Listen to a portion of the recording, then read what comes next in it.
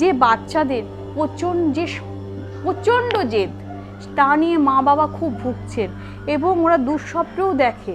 এছাড়াও ওদের এতটা জেদ, এতটা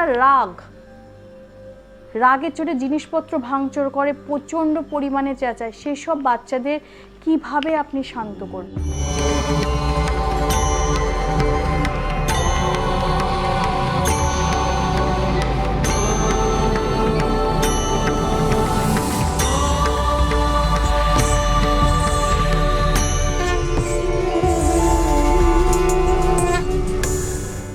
নমস্কার, আমি চন্ডিমাদি বলছি। আশা করি আপনারা ভালো আছেন, সুস্থ আছেন, সচ্ছলভাবে জীবনযাপন করছেন।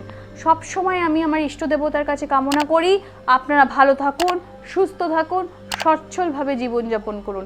আজকে আমি এমন একটি টোটকা বলবো যে বাচ্চাদের প্রচণ্ড জেদ, তা নিয়ে মা বাবা খুব ভুগছেন এবং ওরা দুঃস্বপ্নেও দেখে।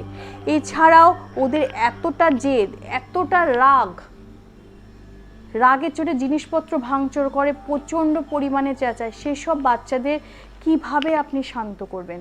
সেসব বাচ্চাদের, যেসব বাচ্চাদের এরকম ধরনের প্রবলেম ছোটোবেলা থেকে, একদম 3 বছর 2 বছর বয়স থেকে তাদের রাগ আর জেদটা খুব বেশি পরিমাণের আছে, তারা কি করবেন? তাহলে আপনি তাদেরকে বেশি করে সাদা পোশাক পরান।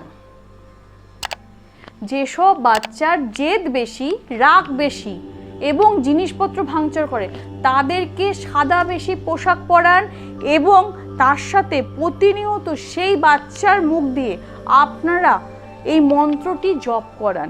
নৃসিংহায় নম দিবান জাহে দূত স্বপ্ন মম যথা স্বপ্নদীপ স্তবে সর্বেশা ফলদো মতং।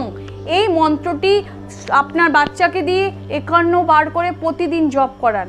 দেখবেন আস্তে আপনার বাচ্চার জেদ, রাগ, ঘরে জিনিসপত্র ভেঙে চুরে ফেলা, এগুলো সব বন্ধ হয়ে যাবে।